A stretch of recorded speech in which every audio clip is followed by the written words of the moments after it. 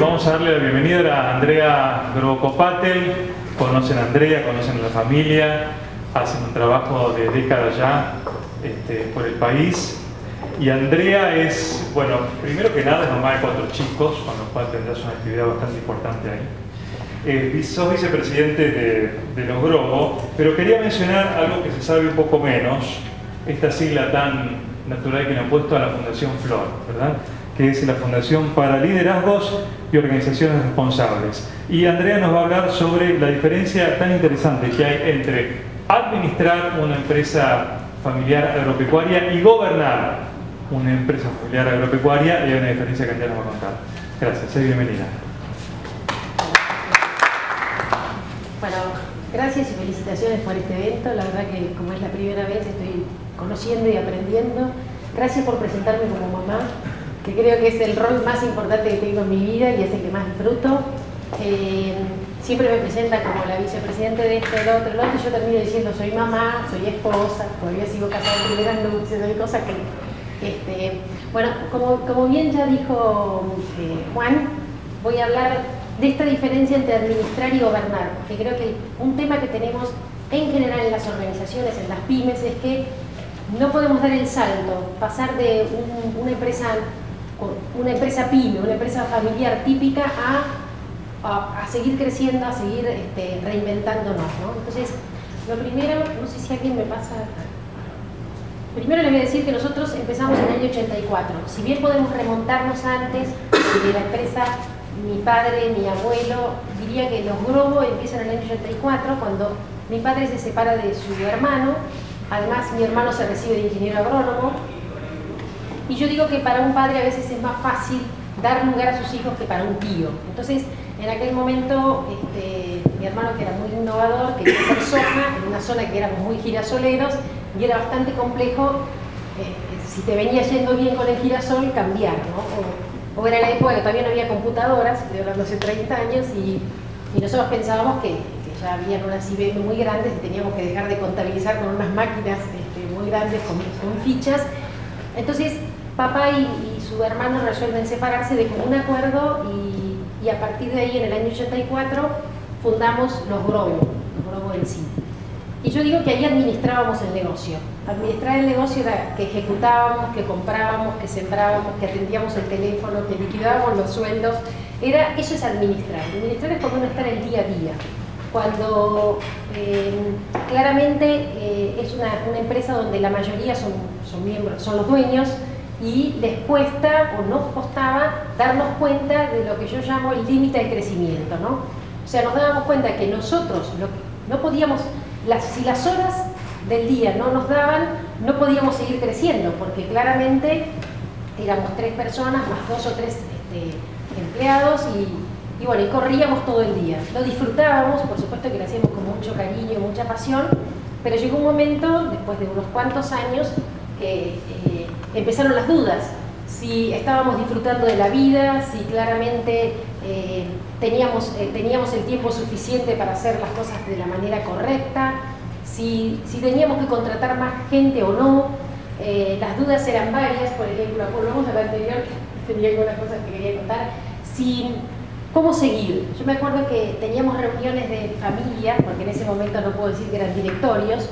Nos reuníamos y decíamos, vienen años duros, porque vieron que en el agro siempre vienen años duros, y ¿qué hacemos? ¿Seguimos creciendo en superficie o nos quedamos como estamos? Así que bueno, en esas mini reuniones decidíamos siempre que queríamos seguir creciendo. Queríamos seguir creciendo, pero no teníamos más tiempo físico. Nos levantábamos a las 4 de la mañana, nos acostábamos a las 12 de la noche. Empezamos a profesionalizar la empresa. ¿Qué quiere decir profesionalizar la empresa? De alguna manera tomar más ingenieros agrónomos, más contadores, pero también escribir los procesos. ¿Por qué? Porque cuando uno está muy ocupado tampoco tiene tiempo de explicarle al otro y entonces tiene la tentación de decir no puedo tomar gente porque no puedo tener ni tiempo para explicarlo.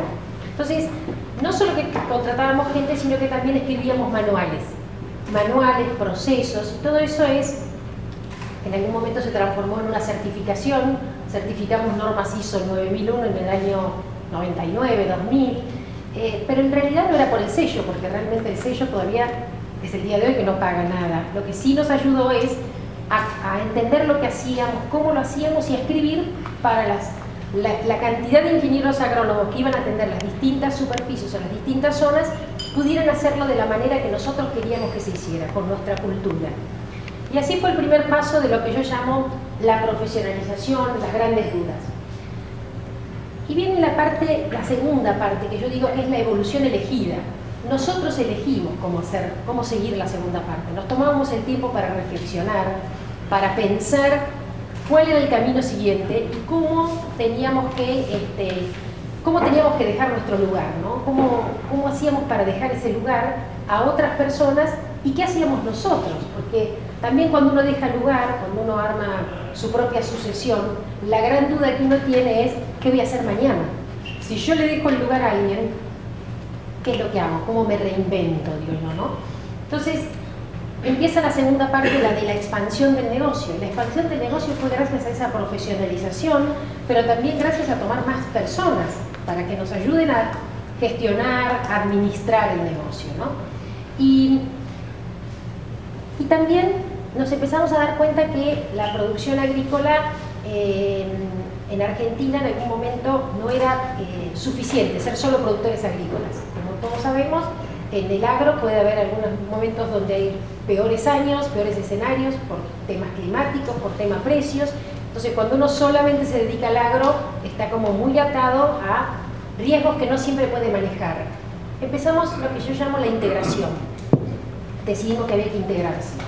Quizás, de acuerdo con algunos grupos que solo hacían agricultura, nos criticaban de alguna manera porque decían no te rinde tanto el campo porque no estás poniéndole el foco. Tenían razón posiblemente. Lo que sí es cierto es que era más sustentable el modelo de negocios que nosotros estábamos implementando que un modelo donde solamente hacías agricultura. Entonces esta integración, le llamo integración a molinos harineros, empezamos a incorporar molinos harineros. También, como digo, las crisis traen oportunidades. Nosotros le vendíamos mucho a un molino harinero y realmente el molino dejó de pagar en algún momento, estoy hablando del año 99, 2000, se presentó en convocatoria y nosotros logramos comprar el molino, pero lo cierto de eso, lo más interesante de eso es que la gente que estaba en el molino se quedó adentro del molino, cuidándolo, y eso nos dio una responsabilidad tremenda de decir esto hay que continuarlo, hay que continuar el molino para que siga la fuente de trabajo. Pero además también fue algo bueno para nosotros, porque realmente vender un molino en desuso y venderlo en uso parecía que podía tener más valor. Todo esto nos enseñó a integrarnos y a hacer otro tipo de negocios que era molinería. Hoy tenemos bastante actividad en la molinería, tenemos una fábrica de pastas y eso es lo que yo llamo la integración. Después les voy a contar algunas cosas más. Volvé al anterior, por favor. Algo que sí me parece importante contarles que también vivimos es que como mi padre se separa en buenos términos de su hermano, pero después quedan con el mismo negocio, en la misma ciudad, a veces empieza a haber una cierta competencia, mi padre tenía mucho temor lo que iba a pasar con nosotros, que éramos 4 hermanos. Entonces, cada campo que compraba, él sentía que lo tenía que poner en nombre de distintas sociedades y armó 4 sociedades con distintos campos. Él creía que era una forma más fácil de que si nos separábamos el día de mañana nos dejaba todo más organizado. Cuando nosotros, yo llamo que nos reelegimos como socios, porque nosotros tenemos este tema, decimos cada tanto nos tenemos que reelegir como socios, porque hermanos somos, nadie nos puede quitar este rol. Lo que sí tenemos la posibilidad es de decir si quiero seguir siendo socia de mi hermano y de mi familiar o no. Cuando nos reelegimos como socios nos dimos cuenta que esto de tener tantas sociedades era mucho costo, mucho trabajo, y constituimos algo que se llama una holding, que es el Grupo Los Grobos. El Grupo Los Grobos es el que empiezan a colgar las distintas compañías. Una corredora de granos, la molinería, las dueñas de campos, la que sembraba, que no quería decir que era la misma que la dueña del campo, y armamos la holding. Ahora sí. Este desafío de reelegirnos como socios ya empieza a ser el tema de qué implica gobernar, que es la segunda parte que me parecía importante compartir con ustedes. Y gobernar es entender cuáles son las reglas del juego a futuro. Para eso escribimos un protocolo. Nosotros decidimos que había que escribir las reglas del juego, que había que escribirlas porque no todos podíamos compartir la misma visión ni las mismas necesidades en el corto y en el largo plazo. Entonces, cuando empezamos a preguntarnos qué quería hacer cada uno y cómo quería vivir, claramente surgían diferencias que podían aparecer en algún momento y que pueden aparecer. Por eso yo digo que siempre es importante anticiparse. No tiene que esperar uno tener problemas para empezar a pensar las reglas del juego, cómo funcionar, cómo salir de la administración a gobernar, ¿no? Nos reelegimos como socios, pero además pensamos, ya teníamos 14 hijos, 14 nietos, digamos. ¿Qué íbamos a hacer con esos chicos? ¿Cómo iban a funcionar a futuro? Bueno, en las reglas del juego también estaba que ellos, si eran los mejores, iban a administrar el negocio. Pero si no, simplemente van a gobernar el negocio, van a ser dueños, van a ser accionistas. Entonces, sí trabajábamos para educarlos. Nos parecía que era importante educarlos como dueños, que sepan lo que significa ser el dueño de una empresa que lleva tu apellido, de una empresa que, si le va bien, va a distribuir dividendos, pero si no le va bien, no solo que no va a distribuir dividendos, sino que alguna vez te puede pedir capitalización. Entonces, todas esas cosas las hacíamos en lo que yo llamo las asambleas de accionistas. Nosotros tratamos de que las asambleas, los directorios no sean de papel, sino que claramente se ejerciten. Y eso es lo que hacíamos.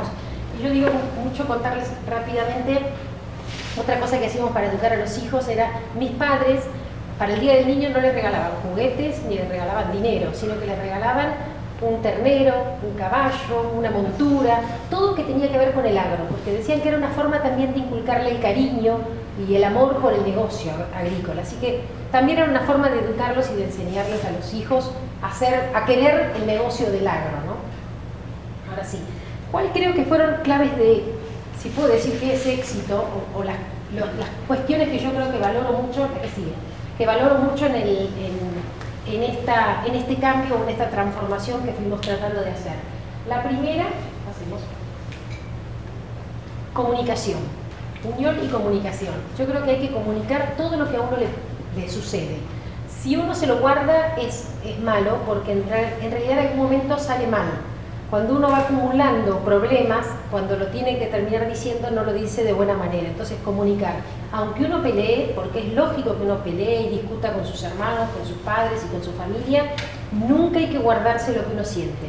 No hay que esperar que pase el tiempo para decirlo. Entonces, sobre esa base uno va construyendo diferente las decisiones que van tomando, ¿no? Protocolo, yo ya les conté un poco. Establecer las reglas del juego parece clara y hacerlo cuanto antes. Es más, yo digo, algunas instituciones financieras deberían preguntarle a las empresas si tienen establecidos protocolos, porque es importante para establecer la sustentabilidad de las empresas, ¿no? ¿Hacemos? Y la profesionalización la tratamos de hacer en todo nivel, como les conté, no solo en la administración, no solo en lo que significaba ejecutar y actuar en el negocio, sino también en el directorio. Nuestro directorio desde el 2003 tenía directores externos, porque el director externo lo que nos ayudaba era a mejorar la comunicación, a profesionalizarnos nosotros. No era bueno sentarnos ante un directorio, sobre todo nosotros que queríamos ser buenos realmente, ser lo más profesionales, sentarte frente a un director externo y no tener una buena presentación, un buen Excel, un buen PowerPoint, así que nos preocupábamos mucho por ser lo más profesionales posibles. Y yo creo que eso también le dio lugar a mi padre que de alguna manera nos dé lugar, ¿no? Creo que el hecho de que nosotros trabajábamos para ser cada vez mejor también le daba la tranquilidad a él de que podía delegarnos o podía hasta donarnos las acciones, como él hizo en algún momento. Y la última profesionalización que yo creo que hicimos fue a nivel accionistas. Nuestra empresa no tiene solo accionistas familiares, sino tiene un porcentaje accionistas brasileños. Y eso también es una forma de profesionalizarse de la empresa y la familia, ¿no? Otro tema que creo que hicimos, que fue, que hoy lo conceptualizo, por supuesto que no es que en el momento lo íbamos planificando, cada año vamos a hacer esto diferente, sino que yo hoy, después de unos cuantos años, para compartir con otros mis aprendizajes, trato de conceptualizar y darme cuenta de lo que vivimos y cómo lo hicimos, ¿no? Esto que yo llamo institucionalizar las relaciones. Institucionalizar las relaciones quiere decir, en el momento que me siento en un comité ejecutivo y que vamos a hablar del negocio, tenemos que funcionar de tal manera. Cuando somos directores, tenemos que ponernos el sombrero de director y de gobierno. ¿Y qué decisiones tomo en un director y qué decisiones tomo como accionistas? Y eso me parece que es muy importante. no dejen de hacer asambleas, de hacer reuniones de directorio y de trabajar sobre los comités ejecutivos. La que sí. Y entonces, porque me quiero detener un poco en el directorio, que para mí es clave en la relación entre un accionista y el gerenciamiento, ¿no? Y los gerentes.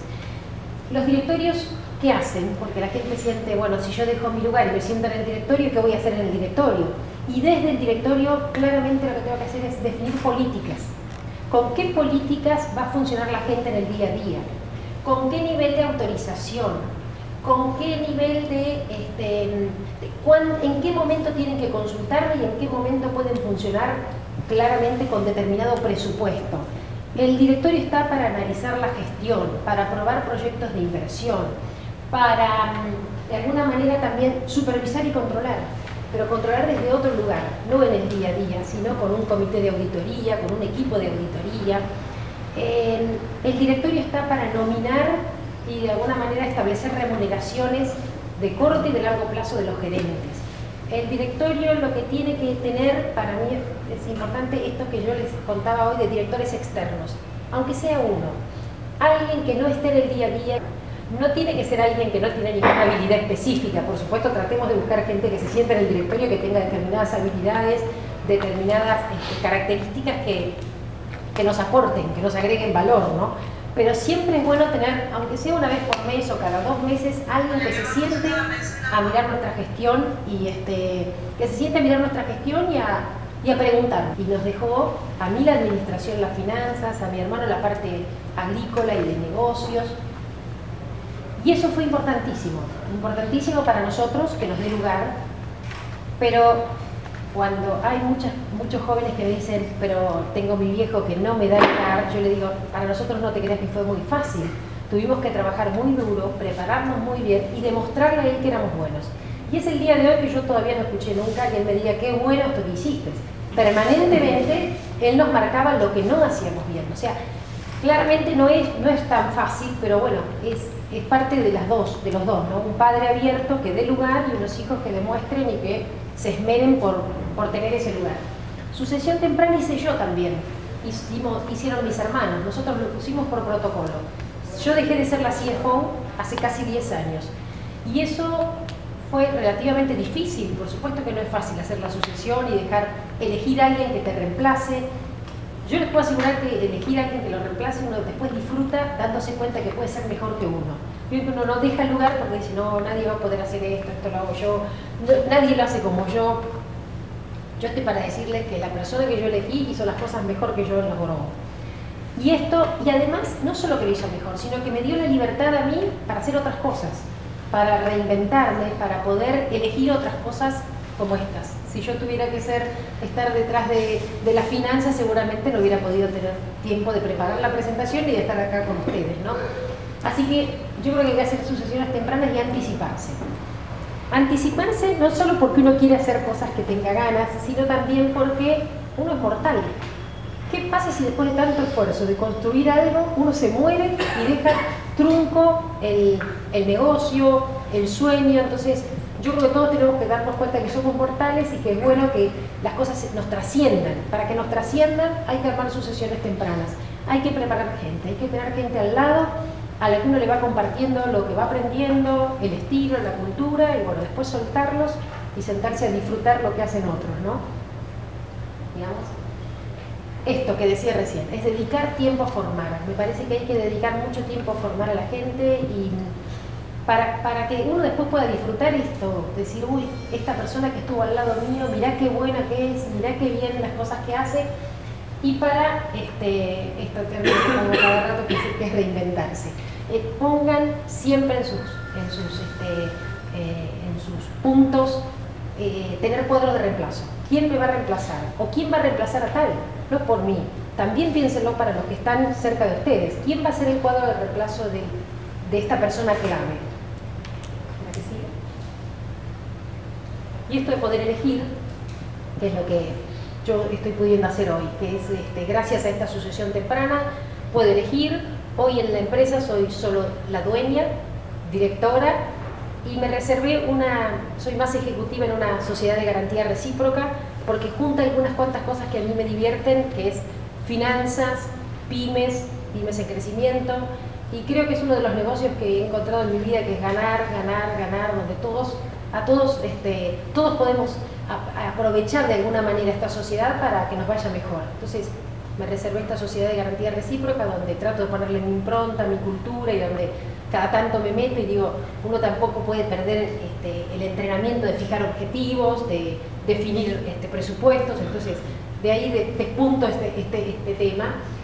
Flor, que hoy contábamos, Flor es una, no sabía desde qué plataforma compartir los aprendizajes. Me parece que todo tiene que ser más institucional, no tiene que ser tan individual, y yo quería una plataforma, no tenía muy claro qué podía hacer. Encontré que una fundación es algo que me representaba, que me parecía que podía trascender y no depender solo de Andrea. Entonces lo que elegí es esta fundación para compartir aprendizajes. Empecé con temas de empresas de familia, de gobierno corporativo, pymes en crecimiento, liderazgos, y hacía tantas cosas que yo, como persona que pienso que el gobierno corporativo es importante, senté un consejo asesor el año pasado. Cuando le cuento todo lo que hacía, me dijo foco. Así que el foco de los próximos años es preparar a más mujeres para que haya más mujeres en lugares de decisión. Si se dan cuenta, acá seguimos siendo minoría. Entonces, lo que voy a tratar de dedicarme, y estoy haciendo de por sí, es un programa para mujeres en directorio, algunos programas para empoderar o ayudar a que las mujeres tengan más independencia económica, y creo que, bueno, mientras siga trabajando en eso, voy a trabajar en lo que yo llamo la diversidad y la gestión de la diversidad. Creo que la gestión de la diversidad es clave en cualquier institución que uno esté. No solo tema de género, tema de edad. Es bueno tener gente más grande y gente joven. En temas de idoneidad, creo que cuando uno se sienta con gente diferente y diversa, las decisiones que se toman en ese lugar son más sustentables, más de largo plazo, porque contempló los diferentes grupos de interés.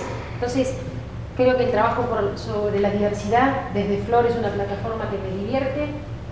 En esta tercera etapa quiero viajar un poco más también. Y a ver, la que sigue. Y estoy para decirles que es un proceso que lleva marchas y contramarchas, que no es algo lineal y que todo fue fantástico, sino que algunas veces no fue mejor y otras veces no tan bien. Requiere planificación, anticipación y mucho compromiso de todos. Que uno tiene que darse cuenta que es parte del problema, siempre sentir que yo soy parte del problema, no tener que echarle la culpa a los demás, porque cuando uno se da cuenta que es parte del problema, también va a ser parte de la solución. Y creo que no tenemos ninguna figura más. Bueno, esto sí. Como mensaje me gustaría dejarles lo siguiente: yo creo que uno no debe ser el límite en las organizaciones. Yo me di cuenta que nosotros en algún momento éramos el límite del crecimiento de la empresa. Yo podría haber sido el límite de crecimiento de mí misma si me quedaba en el lugar que estaba. Entonces, hay que tratar de no ser el límite de crecimiento individual y de las organizaciones.